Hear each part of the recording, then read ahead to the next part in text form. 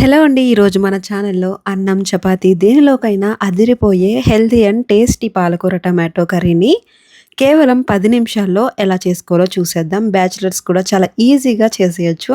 మరి ఇంకెందుకు ఆలస్యం, ప్రాసెస్ ఏంటో చూసేద్దామా? ముందుగా ఈ పాలకూర టమాటో కర్రీ కోసం పాలకూరను అలాగే టమాటోస్‌ను తీసుకొని పాలకూరను ఈ విధంగా సన్నగా కట్ చేసుకొని పక్కన పెట్టుకోవాలి. బాగా వాష్ చేసుకొని ఇప్పుడు స్టవ్ పైన ఒక కడాయి పెట్టుకుని ఆయిల్ వేసుకోవాలి. ఆయిల్ హీట్ అయిన తర్వాత పచ్చిమిర్చి ముక్కలను వేసుకుని బాగా వేయించుకోవాలి.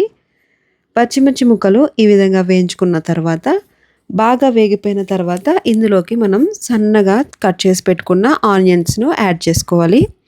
ఉల్లిపాయ ముక్కలు బాగా వేగనివ్వాలి.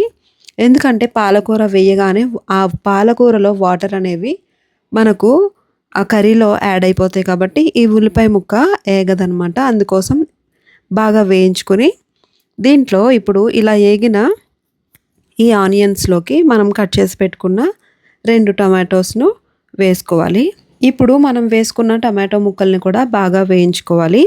వేగిన తర్వాత మనం సన్నగా కట్ చేసి పెట్టుకుని వాష్ చేసుకున్న ఆ పాలకూరను కూడా ఇందులో వేసేసుకోవాలి. పాలకూర త్వరగానే మగ్గిపోతుంది. మనం ఇక్కడ గమనించాల్సింది ఏంటంటే ఈ పాలకూర వండేటప్పుడు గిన్నె సరిపోదనమాట. వండిన తర్వాత అయితే కర్రీ ఎంతో అవ్వదు. అదంతా మగ్గితే కొంచెమే కర్రీ అవుతుంది. ఇప్పుడు పాలకూర అంతా వేసేసుకున్న తర్వాత కొంచెం మగ్గనిచ్చి దీంట్లోకి రుచికి సరిపడా ఉప్పు, కారం, పసుపు వేసుకుని బాగా మగ్గనివ్వాలి. ఇందులోకి ఈ 3 ఇంగ్రీడియంట్స్ వేసుకున్న తర్వాత కొంచెం అంటే లైట్గా వాటర్ వేసి ఉడకనివ్వాలి.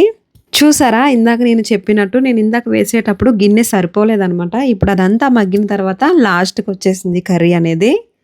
చూసారు కదా కర్రీ ఎంత కలర్ఫుల్గా రెడీ అయిపోయిందో. చివరిగా కొద్దిగా కొత్తిమీర చల్లుకొని దించేసుకుంటే మన టేస్టీ పాలకూర టమాటో కర్రీ రెడీ. దీనిని చపాతీలోకి కానీ రైస్లోకి కానీ చాలా బాగుంటుంది. మీరు కూడా ఇంట్లో ట్రై చేసి ఎలా వచ్చిందో కామెంట్ చేయండి.